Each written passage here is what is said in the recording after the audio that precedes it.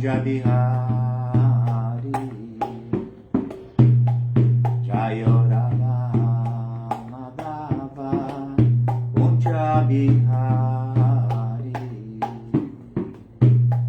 Jaya Gopi Janavalava Girivaradari Jaya Gopi Janavalava Girivaradari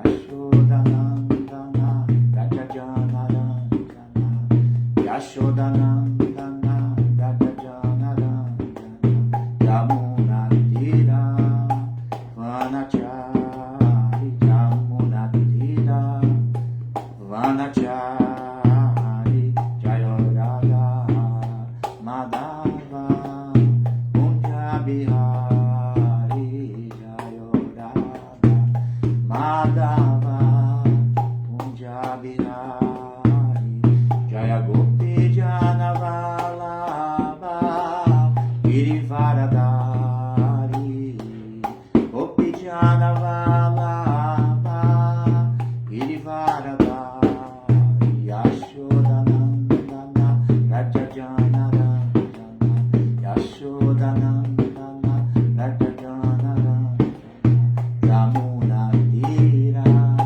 Vanachari Yamuna Tira Vanachari Jaya Prabhupada Jaya Prabhupada Jaya Prabhupada La Prabhupada Jaya Prabhupada Jaya Prabhupada Jaya Prabhupada Shila Prabhupada. Hare Krishna, bom dia. Reverências Hari Darshana Dasa. Bom dia, bom dia. Mateu.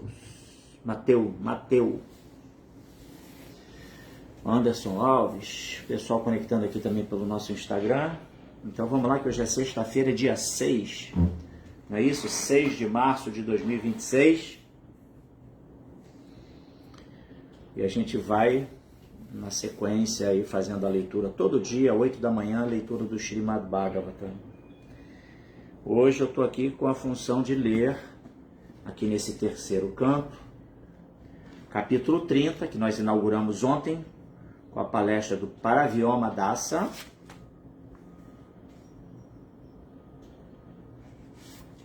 E eu vou ler os versos 2 e 3 do capítulo 30 do terceiro canto, capítulo 30, intitulado Descrição das atividades fruitivas adversas.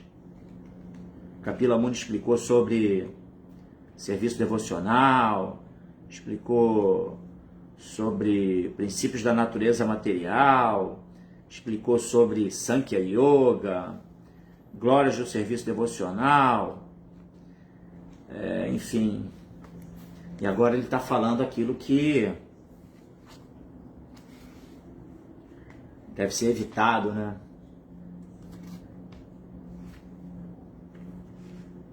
O efeito colateral das atividades fruitivas. Om Namo Bhagavate Vasudevaya. Om Namo Bhagavate Vasudevaya. Om Namo Bhagavate Vasudevaya. Rayana Namaskrityam Naranchaiva Narottamam Devim Saraswatim Vyasam Tato Jayanudiraye. Antes de se recitar este Srimad Bhagavatam, que é o verdadeiro meio de conquista, deve-se oferecer respeitosas reverências à suprema personalidade de Deus, Narayana, a Narayana Rishi, o ser humano supremo. Também reverências à mãe Saraswati, a deusa da sabedoria. A Srila Vyasadeva, o compilador dos Vedas, e a Srila Prabhupada, o propagador, Srila Prabhupada Jagadguru Ki Jai. Então também temos aqui o Jasui Dasa, minhas reverências também ao Jasui, seja bem-vindo. E o verso 2 ele fala: Jam Jam Artam Upadate Dukena Sukha Hetave Tam Tam Dunoti Bhagavan Uman Chochati Yatkrite Yam yam, qualquer coisa. Artam, objeto. Upadate, adquire-se. Dukena, com dificuldade. Sukha retave, em troca da felicidade. Tam tam, isto. Dunoti, destrói. Bhagavan, a suprema personalidade de Deus. Puman, a pessoa. Shochati, lamenta-se. Yat krite, motivo pelo qual.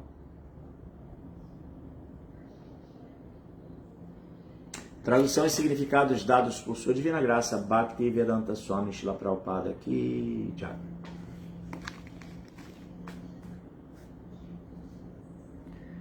Tradução.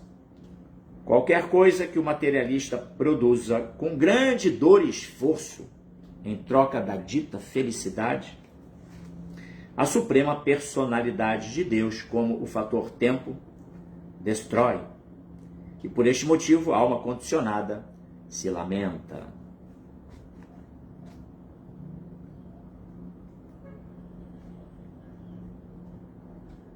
Quer dizer que a suprema personalidade de Deus é um aniquilador de sonhos, um aniquilador de empreendimentos. Como é que é isso? Como é que Deus faz isso? Vamos ao significado de Srila Prabhupada, Jagadguru Srila Prabhupada Ki Jai. A principal função do fator tempo, que é um representante da suprema personalidade de Deus, é destruir tudo. Os materialistas em consciência material dedicam-se a produzir tantas coisas em nome do desenvolvimento econômico. Eles pensam que, aprimorando a satisfação das necessidades materiais do homem, eles serão felizes.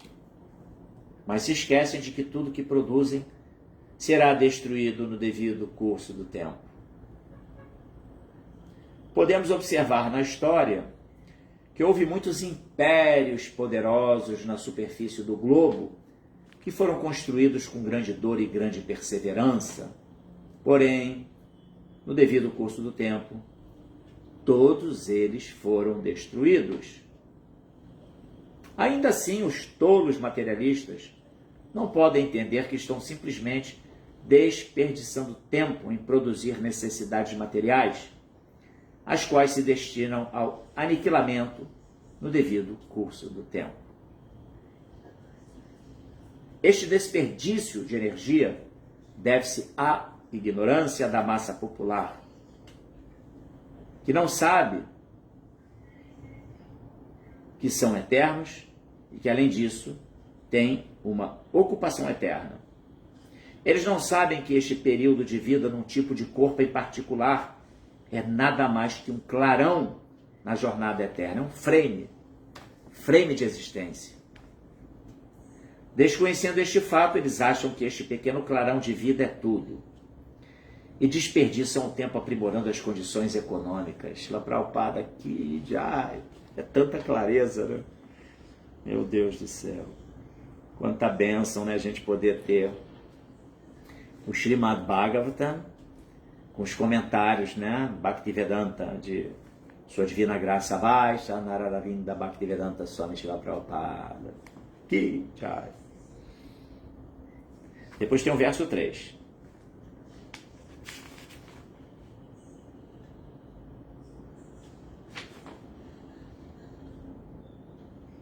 Eu vou primeiro comentar o verso 1, tá? Depois eu leio, o verso 2, o primeiro verso que eu li. Depois eu leio, até porque é um significado pequeno, embora tenha bastante informação, mas... Om Agyanatimirandasya Gyananjana Shalakaya Chakshurumilitam Jena Tasmai Shri Gurave Namaha. Eu nasci na mais obscura região da ignorância, mas o meu mestre espiritual está abrindo os meus olhos com a chote do conhecimento. Ofereço-lhe, portanto, as minhas mais humildes e respeitosas reverências. Namam Vishnu Padaya Krishna Prestaya Bhutale Shrimate Bhaktivedanta Swami Namane. Shirupa Sanatana Bhatta Raghunatha Siddhiva Gopal Bhatta Dasta Raghunatha Sadhu Gosam Prabhu Vijay Vanchakal Patarubhyascha Vipa Sindhu Vya Evacha Patitanam Pavanebhyo Vaishnavibhyo Namo Namaha. Jaya Sri Krishna Chaitanya Prabhu Nityananda Shri Advaita Gadadhara Shivasadi Gaura Bhakta Vrinda. Hare Krishna Krishna Krishna Hare Hare, Hare Rama Rama Rama Hare Hare. Então, verso 2, né? Jam Jam Artan Upadate Dukhena Sukha Hetave Tam Tam Dunoti Bhagavan Puman Chochati Yatkrite. Qualquer coisa que o materialista produza com grande dor e esforço em troca da dita felicidade, a suprema personalidade de Deus, como o fator tempo, destrói. E por este motivo a alma condicionada se lamenta. Então, Prabhupada começa falando aqui sobre a função do fator tempo e como representante da suprema personalidade de Deus. Kala, o tempo eterno. É um dos 5 principais temas do Bhagavad Gita. Outro dia até nós falamos sobre isso aqui. Eu, na minha leitura, me reportei a esses 5. Curiosamente, novamente está se falando aqui, esse tema sobre o fator tempo já foi abordado de forma bastante didática no Srimad Bhagavatam. Mas meia volta ele é novamente citado, até porque o tempo ele é um aliado de Krishna, né? Na verdade, ele é o próprio Krishna. Se a gente pegar aqui Bhagavad Gita, capítulo 10, a gente vai ver lá no verso 33.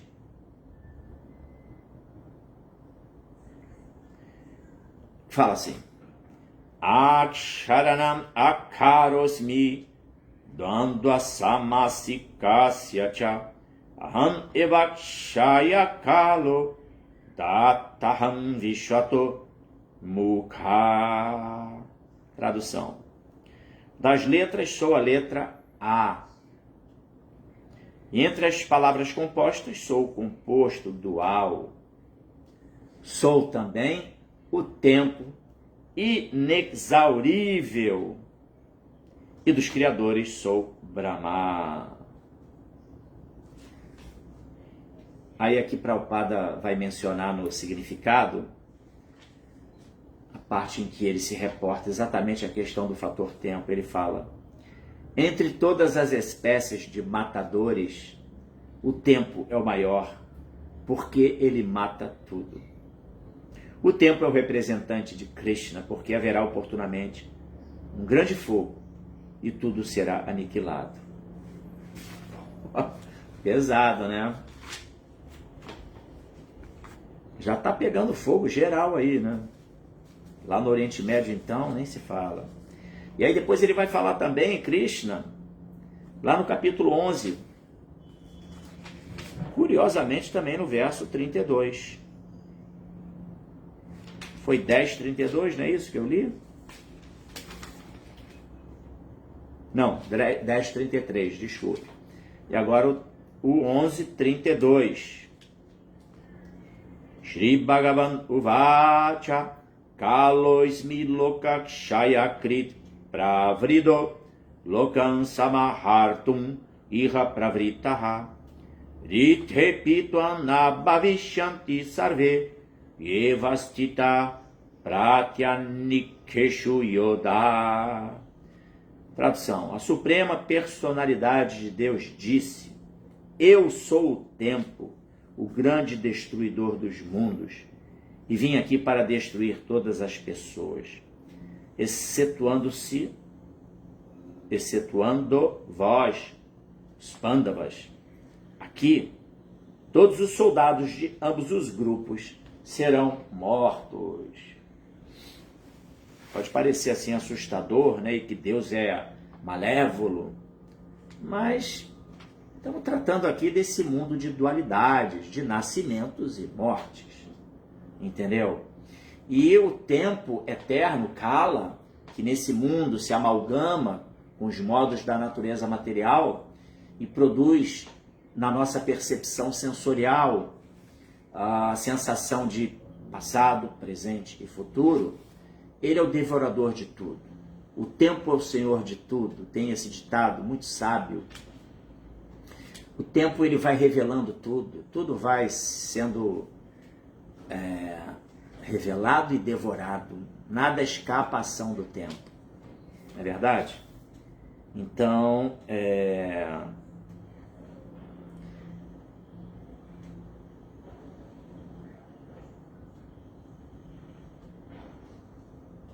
e naturalmente está se falando aqui nesse verso especificamente sobre todos os combatentes que estavam ali na batalha de Kurukshetra, né?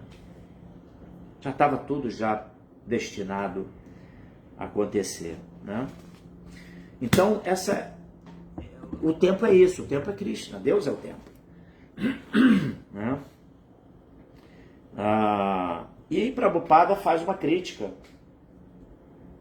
às pessoas materialistas que empreendem arduamente com as suas inteligências materiais em construir coisas, em empreender para promover facilidades para a vida mundana. É óbvio que todo esse empreendimento tem também um valor, né? Na medida que, por exemplo, outro dia eu fui fazer uma extração de um dente. E os estudos acadêmicos permitiram que se desenvolvessem técnicas de anestesia. Imagina antigamente, arrancar um dente, a extração de um dente sem anestesia. Negócio assim, absurdo. Então, da mesma forma, pessoas morriam de apendicite.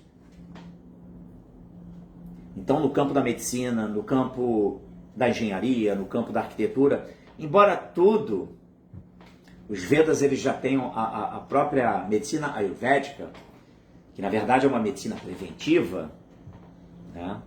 Ela evita o desenvolvimento de doenças com alimentação adequada e tudo mais. Mas a sociedade humana ela se distancia das referências védicas e o homem vai, ao longo das eras, se degenerando em consciência, né? E aí vai sendo necessário, sim, o desenvolvimento de mecanismos para poder facilitar a vida mundana. Então, obviamente, muitas coisas têm seu valor, tá?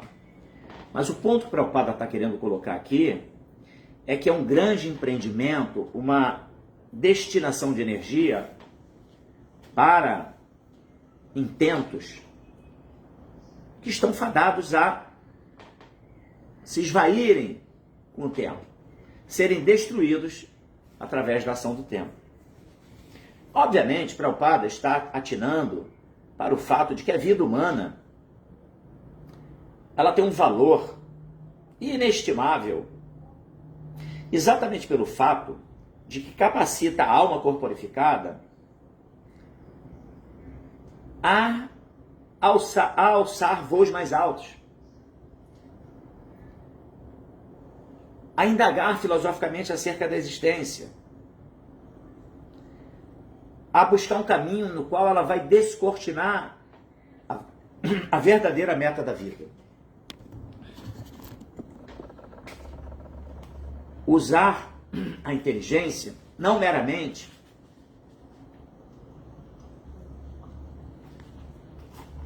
para objetivos materiais, mas, sobretudo, nutri-la apropriadamente com Buddhi Yoga, e resolver os problemas da existência material, que são nascimento, velhice, doença e morte. Ponto. Toda a nossa inteligência, ela deve ser canalizada prioritariamente, majoritariamente, para os verdadeiros problemas da vida. Quais são os verdadeiros problemas da vida? Nascimento, velhice, doença e morte.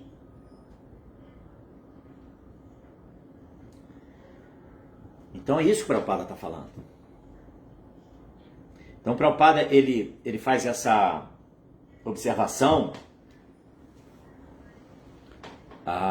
acerca dos materialistas,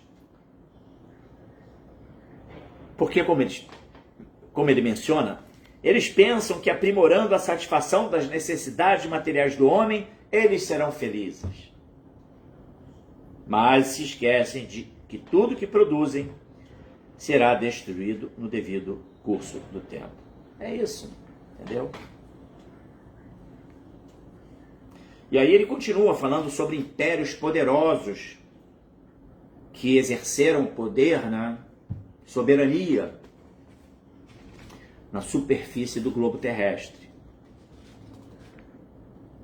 E que foram conquistas obtidas através de muita dor, muita luta, perseverança. Mas depois, devido ao curso do tempo, tudo desmorona. Todos os impérios desmoronam no devido curso do tempo. Exatamente por isso, nós não precisamos nos preocupar também com os problemas geopolíticos, políticos do mundo, as atrocidades que são cometidas pelos políticos, porque está tudo no controle de Krishna. Isso é karma coletivo de uma sociedade esquizofrênica. E vamos nos abrigar no serviço devocional, no Mahamantra Hare Krishna, na associação com os devotos, na associação com os significados de Bhaktivedanta de Prabhupada e trazer luz, né, nos iluminar, né, com o Buddha Yoga, entender as coisas dentro de uma ótica da realidade e viver o melhor possível, entendeu? Compreendendo isso, né? Ontem eu estava assistindo uma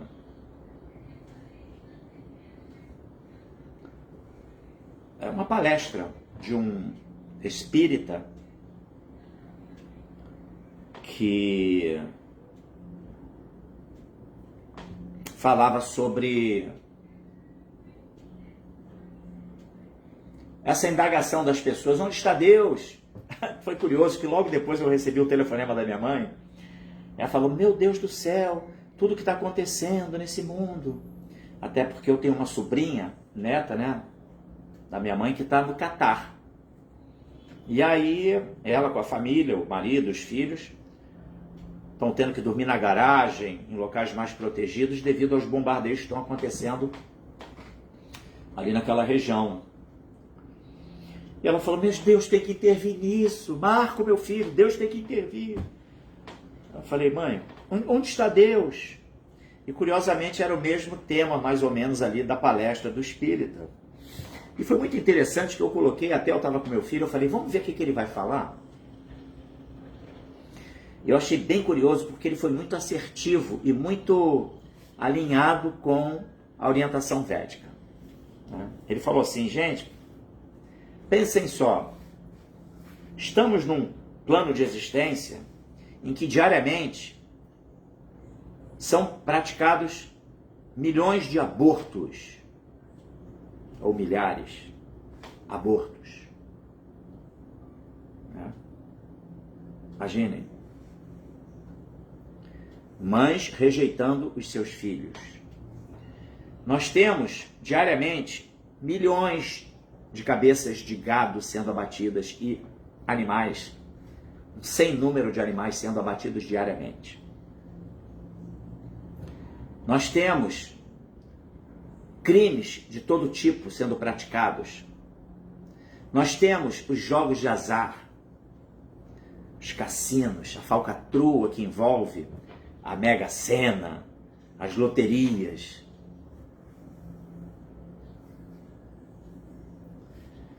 Nós temos uma sociedade que luta arduamente uns contra os outros, para cada um querer se estabelecer encontrar o seu lugar ao sol, em detrimento de outros. Essa é a realidade do consciente coletivo, desse plano que a gente vive. Entendeu? O que esperar disso? Entendeu? Então aí, inclusive foi curioso que ele mencionou até sobre as catástrofes naturais. Só faltou ele falar das Adidávika Kleshas, né? que são as kleshas, as misérias infligidas pelos devas, que são os semideuses, e que são exatamente ações que visam a promover um despertar, né, na sociedade humana, para que ela possa tomar consciência de como ela está agindo desse plano de existência, meu Deus. Então Deus está aí através da lei do karma. Deus está aí através da ação do tempo, de Kala, devorando tudo. E ninguém escapa disso. Então, ou seja, existe um consciente coletivo. Eles falavam sobre o plano, esse espírita, né, sobre o plano físico e sobre o perispício, que é um plano sutil, ou um estado de consciência, né? E ele falou, inclusive, sobre o estado de consciência coletivo. Muito interessante. Muito alinhado com a visão védica, né? A gente sabe, por exemplo, que Allan Kardec, que é um dos principais mentores da filosofia espírita, ele bebeu da fonte da Bhagavad Gita, enfim, dos Vedas. Então, naturalmente, e os Vedas, obviamente, como fonte de todo conhecimento, né, isso não é proselitismo, isso é uma realidade, né, manual de instruções para a sociedade humana. Ele orienta todo tipo de conhecimento em todos os campos de atividades, em todos os setores da sociedade, seja na engenharia, na arquitetura, na medicina, no campo educacional, alimentação, tudo, não tem para onde correr. Então vamos lá, continuando aqui.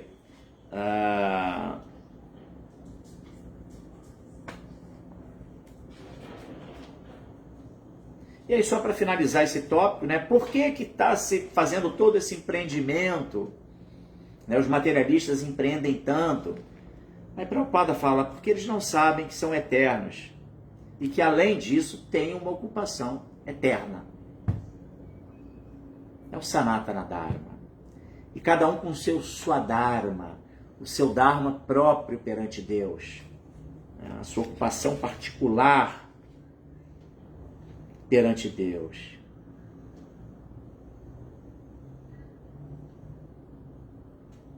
E aí ele fala uma coisa fantástica, né? Eles não sabem que este período de vida num tipo de corpo em particular é nada mais que um clarão na jornada eterna. Sabe quando dá um raio? Aí o raio promove primeiro vem um clarão, né? Aí você viu o clarão, você sabe que vai vir o barulho depois. Aquele piscar, assim, isso é a vida material. A existência material que pode nos parecer assim tão longa, 100 anos. Eu agora na quarta-feira fui a Correias para o aniversário de uma tia minha, irmã da minha mãe, que fez 102 anos. E junto com ela tinha uma amiga de 105 anos. Por isso eu falei aqui 100 anos, né? Então, é muito longo, muito tempo. Claro, o corpo se degenera, mas se perguntar a elas se elas perceberam que teve uma duração de vida muito longa, elas vão falar, nada, passou rapidinho. E essa é a sensação que a gente tem, né?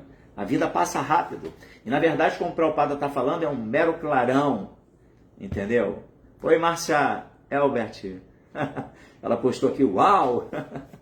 Deve ter sido em razão das idades dessas senhoras, né? Uma da minha tia e a outra amiga, né? 102 e 105 anos. Enfim, e muito bem vividos, tá? Ela comentou aqui agora, minha mãe fez 95 na segunda. Ela está acompanhando pelo Instagram. Obrigado por sua participação, Márcia Elbert. Elbert. É. Então, é incrível. A minha mãe está com 94. Então, a existência material é um frame, né? Agradeço demais e peço que ela chegue aos 105 também. Risos. E sim, e a minha tia com 102 totalmente lúcida. Entendeu? Lúcida. se reporta a fatos passados e conhecimento de coisas do momento presente, está antenada. É impressionante, né? Mas então esse é o ponto que o Prabhupada está aqui se atendo, né? A essa equivocada percepção de se viver aqui intensamente como se essa vida fosse a única coisa que existisse. E em razão dessa ignorância e no cultivo, né, na busca por um lugar ao sol, se cometem muitas atividades inapropriadas, pecaminosas mesmo, entendeu? Né? E depois vai se colher o resultado desses atos que visaram o bem-estar meu. Eu tenho que viver bem, entendeu? Farinha pouca, meu pirão primeiro. Essa mentalidade tosca, egoísta, que impera no plano de existência material. Esse é o ponto, tá bom? Então, eu tenho mais um verso para ler, tá? São 8h29, tá tranquilo ainda o tempo, né? Temos aqui o Adailton, o grande Adailton, obrigado por sua presença também. Deixa eu ver mais alguém, Jack Design, Fernando Fontes, Anderson Alves, Mateus Gomes. E aqui temos uma turminha no nosso canal principal, que é o Facebook, a Sérgio Azevedo, Hare Krishna, a Sundarang Devidasi, eu quero minhas reverências também a vocês, tá? Deixa eu ver aqui, a Bhaktinval, também, reverências. E temos aqui o nosso Ojasui Dasa, que é o Otávio Daniel, que ele fala, Srila Prabhupada usa o termo pródigo ao comentar o verso 3 do capítulo 16, primeiro canto do Bhagavatam, ao descrever a forma que Maharaj Parikshit faz o sacrifício de cavalo, ou seja, não havia limitação para oferecer esse Jagya à suprema personalidade de Deus Sri Krishna. Assim exploremos a matéria em devoção a Sri Krishna apenas. Essa é a inteligência que deve nortear cada um de nós. Né? Entender que tudo que devemos fazer como uma oferenda a Krishna.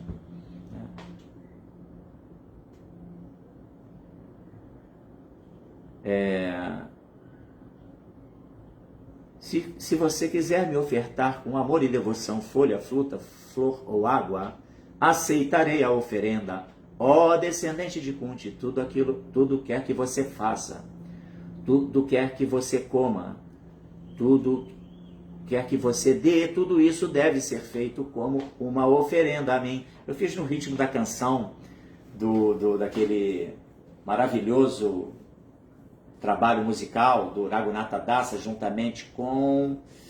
rapaz, me fugiu agora o nome. Que é a canção do Supremo, né? E que fala exatamente isso, Ojasui, né? Tudo deve ser feito. A nossa vida deve ser um dever sagrado, um sacrifício, sacro ofício a Deus, entendeu? Essa é a realidade, essa é a compreensão que a gente deve desenvolver, né? Vamos ao verso 3. Deixa eu ver se surgiu algum outro comentário, parece que não. Então vamos lá. Yada druvasya dehasya sanubandasya durmatihi druvani manyate mohat griha kshetra vasunicha. Yad porque adruvasya, temporário, dehasya, do corpo, sa anubandasya, com aquilo que se relaciona. Durmatihi, uma pessoa desorientada. Druvani, permanente. Manyate, pensa. Mohat, devido à ignorância. Griha, lar. Kshetra, terra.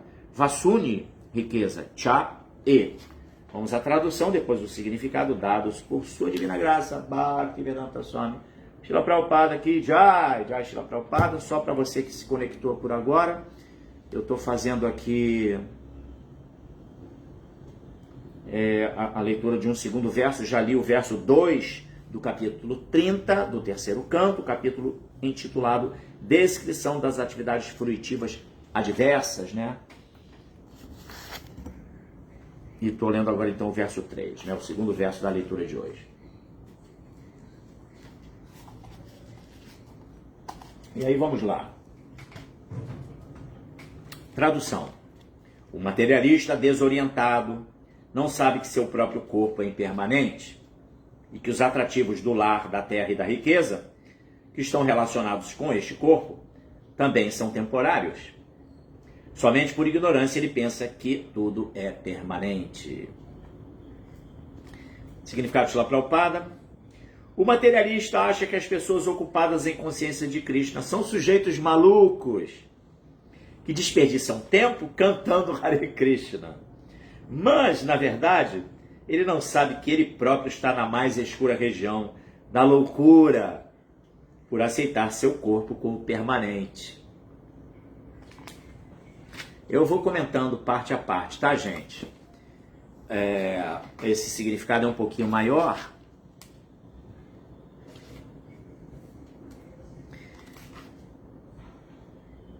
E só complementando, né? Porque é ainda dentro da mesma linha de raciocínio. E, em relação com seu corpo, ele aceita seu lar, seu país, sua sociedade e todas as demais parafernálias como permanentes. Esta aceitação materialista da permanência do lar, da terra, etc., chama-se a ilusão de Maya. É isto que se menciona claramente aqui.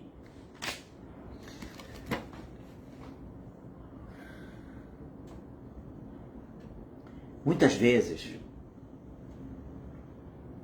nós somos assim taxados como desumanos, como pessoas que não têm amor aos entes familiares.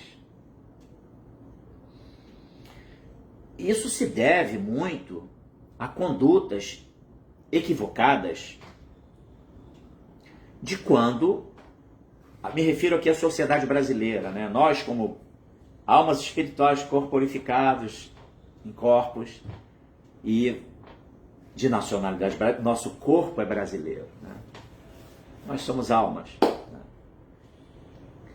Então, nós abordamos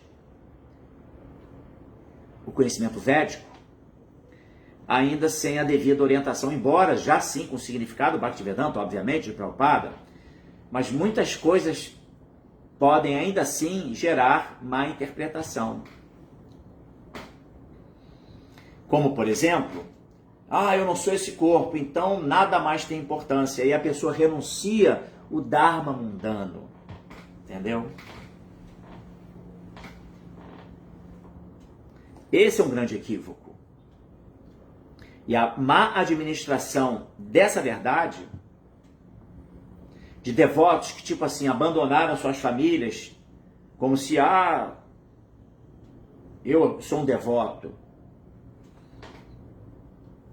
Isso gerou muito efeito colateral, devido ao fanatismo, má compreensão dos textos védicos, má compreensão dos significados Bhaktivedanta.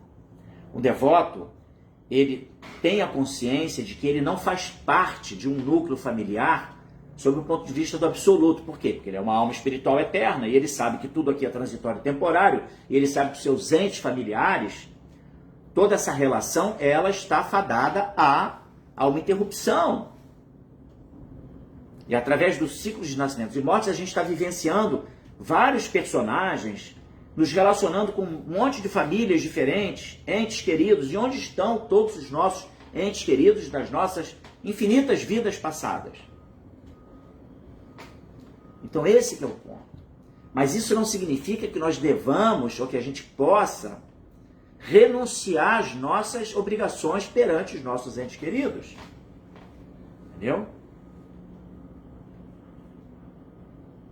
A única ressalva que pode se ter para uma pessoa que abandona um lar é se esse lar é muito desajustado e é um entrave no seu próprio desenvolvimento espiritual. Suponhamos um devoto que nasce numa determinada família, o pai é alcoólatra, a mãe é problemática, é um núcleo familiar muito problemático.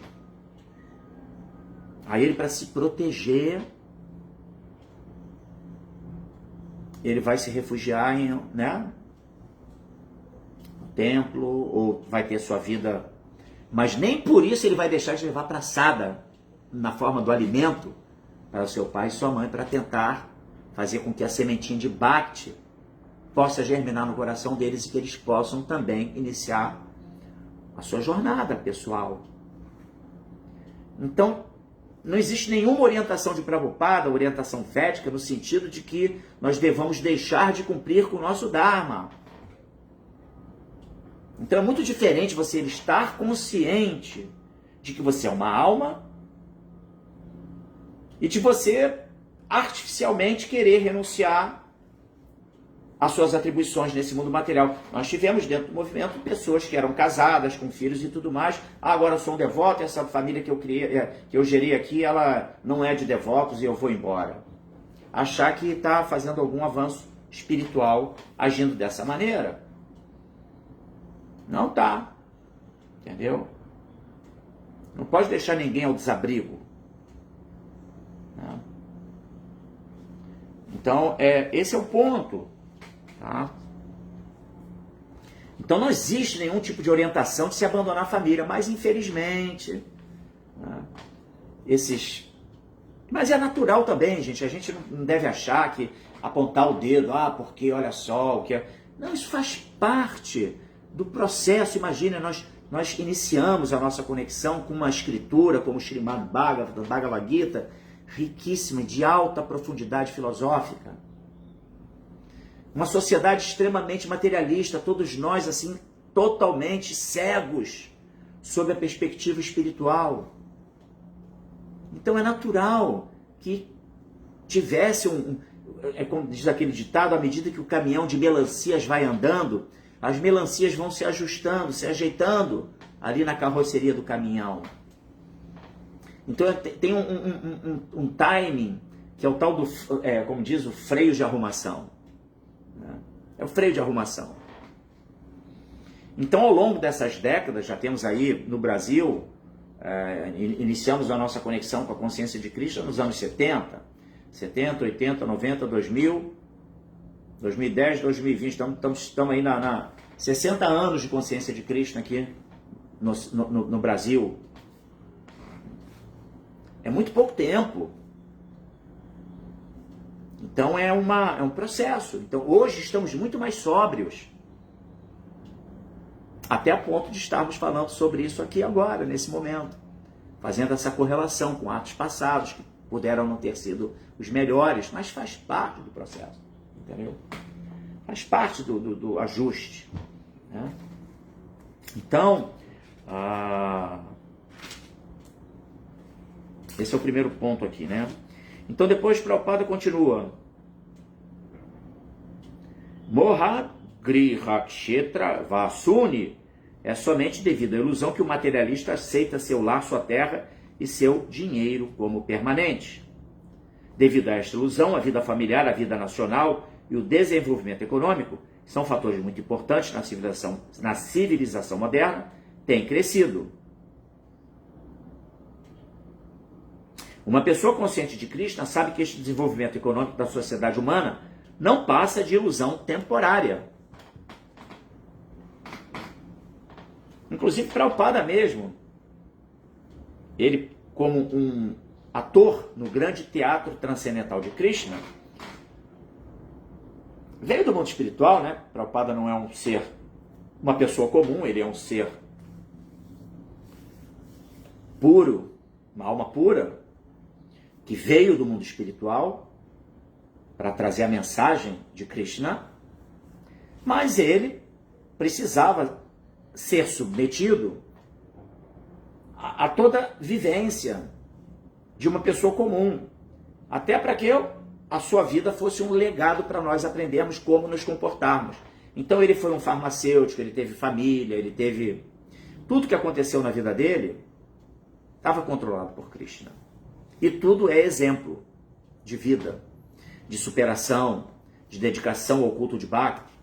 Mas quando ele contatou o seu guru, o seu mestre espiritual, Srila Bhaktisiddhanta Saraswati Goswami Maharaj Thakura, ele chegou lá com a bandeira do nacionalismo indiano, como um, assim,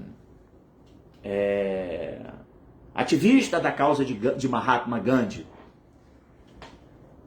na luta por libertar a Índia do jugo inglês. Olha que interessante. E aí Bhaktisiddhanta veio e falou para ele: não, nada disso importa. Tudo isso é temporário. O tempo vai agir. O mais importante é empreendermos esforços na propagação do movimento do Sr. Chaitanya Mahaprabhu. O Harinama Sankirtana Jaya. Que Jaya. Ah, esse Harinama.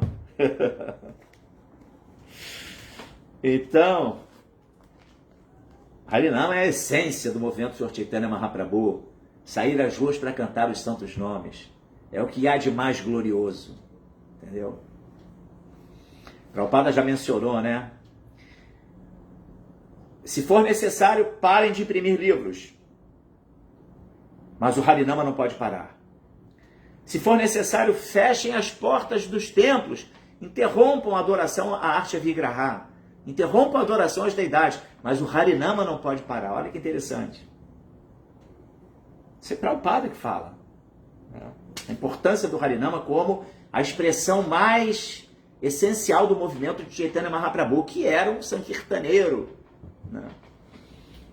O seu grupo de Sankirtan saía às ruas, cantando Hare Krishna, e as pessoas olham, esses malucos aí, os materialistas.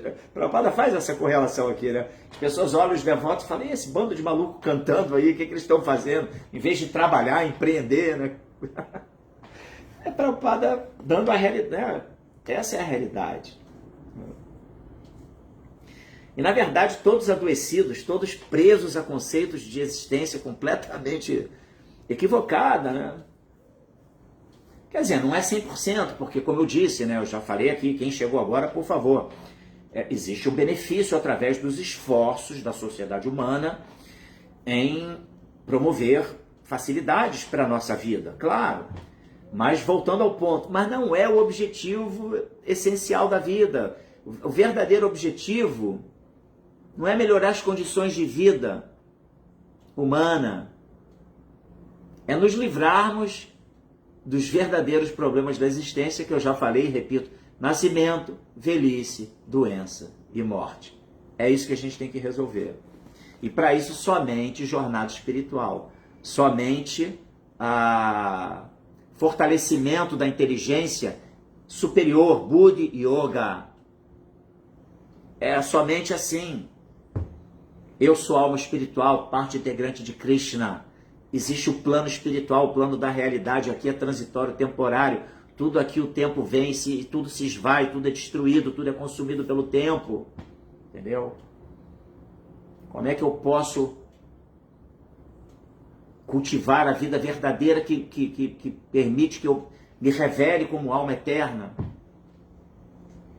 E que eu me livre dessa demanda de repetidos nascimentos e mortes no mundo material. Né? Então, é isso. Né? É isso que o Prabhupada está falando. Né? Finalizando aqui. Em outra parte do Srimad Bhagavatam, declara-se que a aceitação do corpo como sendo a própria pessoa, a aceitação de outros como parentes em relação com este corpo e a aceitação da terra natal como adorável são produtos de uma civilização animal. Prabhupada está sendo pesado? Não, não está sendo pesado, eu vou explicar por quê. A gente precisa ter o olhar filosófico para as falas de Prabhupada. Então, o que Prabhupada está dizendo aqui? Que a alma espiritual, numa forma humana, na qual os esforços empreendidos por ela visam meramente os confortos para o corpo, como, por exemplo, comer muito bem, se defender muito bem dos problemas, né, dos ataques, né, de animais, de né? Vacinas contra vírus, tudo isso.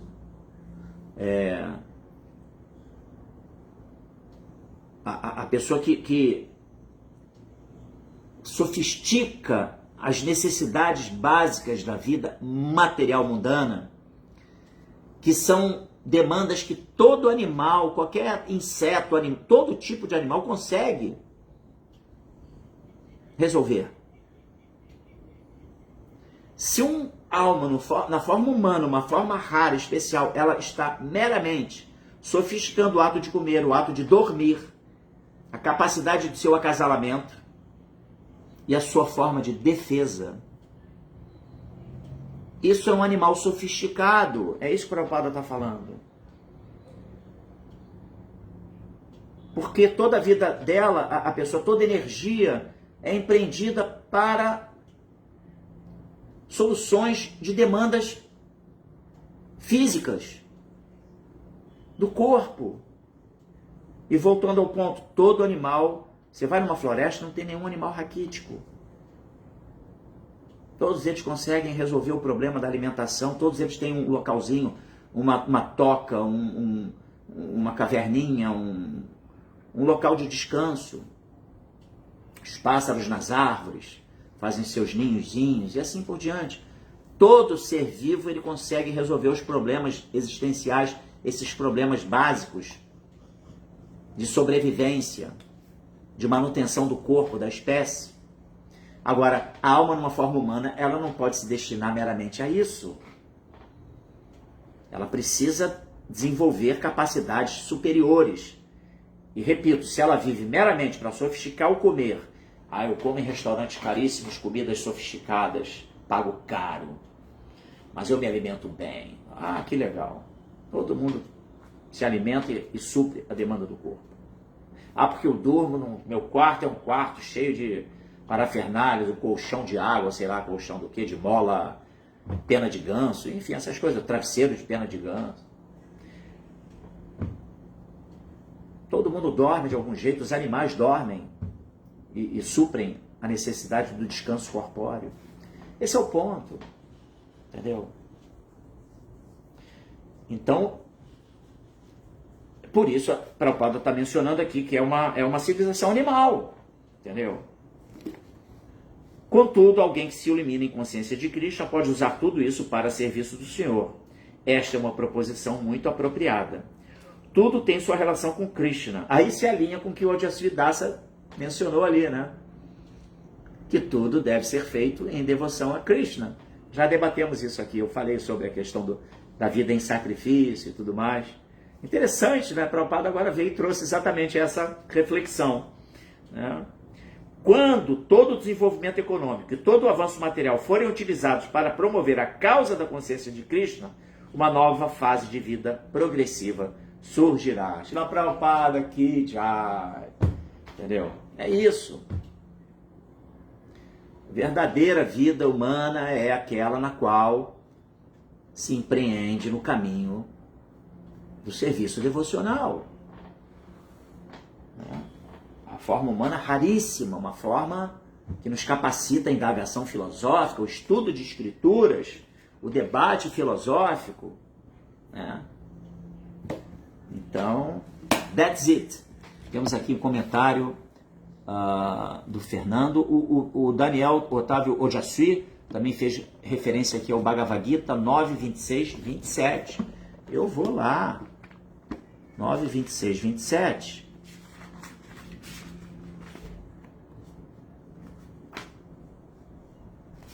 Que fala, sim, claro, se alguém me oferecer com amor e devoção folhas, flores, frutas ou água, eu aceitarei a oferenda. Tudo o que fizeres, tudo o que comeres, tudo o que ofereceres ou deres, e quaisquer austeridades que executares, faze isso, ó filho de Kunti, como uma oferenda a mim. Obrigado, Ojasvi, trazendo a referência chástrica aqui, da Bhagavad Gita. E temos aqui também o Fernando Araújo da Silva trazendo um comentário. A codificação espírita foi feita através das reuniões mediúnicas, onde foram catalogadas um sistema de informações para explicar a vida após a morte e os problemas humanos. Mas o assunto vida espiritual reencarnação já existia no Oriente, então não tem a civilização hindu, budismo ou múmias do Antigo Egito. Até mesmo a Igreja Católica acreditava em reencarnação até o século V, quando teve o concílio de Nicéia que tirou a reencarnação da Bíblia. Exatamente, muito bom ponto. Muito bom ponto. Né? É legal você ter falado isso, Fernando, porque inclusive na palestra que eu ouvi ontem, um trecho dela falando sobre onde está Deus, né, esse mundo caótico, ele falou exatamente sobre que ele, lá no lar do Frei Luiz, ele tinha contato com entidades vivas que estão em plano astral, um plano sutil, e que elas lhe davam informações sobre questões complexas, tá? E interessante que ele falava, inclusive, mas não é que a gente vai saber de tudo imediatamente. A gente precisa, é que nem no ensino acadêmico, a criança vai lá para a primeira série, e a matemática que ela estuda é adição e subtração. Um pouquinho mais à frente, divisão e multiplicação. Mais à frente, já vem álgebra, enfim. Então, da mesma forma, a gente tem que entender que compreender aspectos que não compreendemos não significa que não tem uma verdade por trás disso. Então, ele mencionou exatamente isso, que os mentores espirituais, eles informavam de acordo com a capacidade de nossa compreensão, mas aí à medida que você expande a sua consciência, aí você já vai poder aprender um pouquinho mais. Bem interessante. Então tá bem alinhado com essa fala sua, esse início da sua fala, né? Reuniões mediúnicas, onde se cataloga o sistema de informações. É isso aí, bem legal. Ele falou exatamente sobre isso também ontem. Temos também aqui um comentário da nossa Sundarangi, querida Sundarangi. Foi incrível este último Harinama. Ontem estive num local de estética e lá uma funcionária me disse: te vi no sábado, lá no Arpoador. Eu fiquei bem feliz com isso. Aí a importância do Harinama, né? É muito importante. É o nosso outdoor mais expressivo, entendeu? Não tenha dúvida, os Harinamas Então, gente, vai dar 9 horas, o debate foi legal, vocês trouxeram aqui suas participações. Se alguém tiver mais algum comentário para fazer, aproveite agora, ou cale-se para sempre. Brincadeira. Amanhã tem Bhagavatam aqui, não sei quem que vai fazer a leitura, mas temos amanhã, domingo Chaitanya Charitamrita, e vamos com tudo, seguindo essa sequência aqui no nosso Instagram. O pessoal do Instagram normalmente são poucas pessoas que... Somente a Márcia Elbert, que trouxe aqui um comentário. Então, gente, um bom final de semana para todos vocês. Vou ficando por aqui. Muito agradecido pela presença, pela participação, vocês que participaram. E Shila Prabhupada Ki Jai. Lembrando, sim, que domingo agora teremos o Harinama, tá? Com a presença de Navina Nirada Dasa. Ele que é um devoto que foi campeão mundial de Sankirtan e secretário de Sankirtan, de distribuição de livros, tá? Campeão mundial de Sankirtan, que eu estou me referindo, é na tarefa de distribuir os livros de Prabhupada, tá?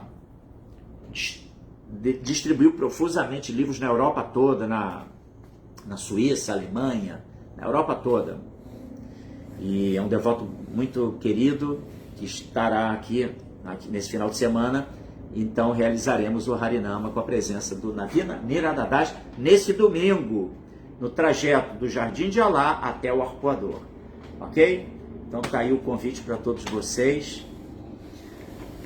Com roupa devocional ou sem roupa devocional. Shila Prabhupada aqui. Jai. Adilila Devidasi, sim, continua serviço devocional. Adilila demorou a chegar, já está no finalzinho, mas está aí, a leitura de hoje está gravada. E obrigado também por você ter aqui se manifestado, Adilila, tá bom? Shila Prabhupada aqui, Jai, bom final de semana para todos. Hare Krishna.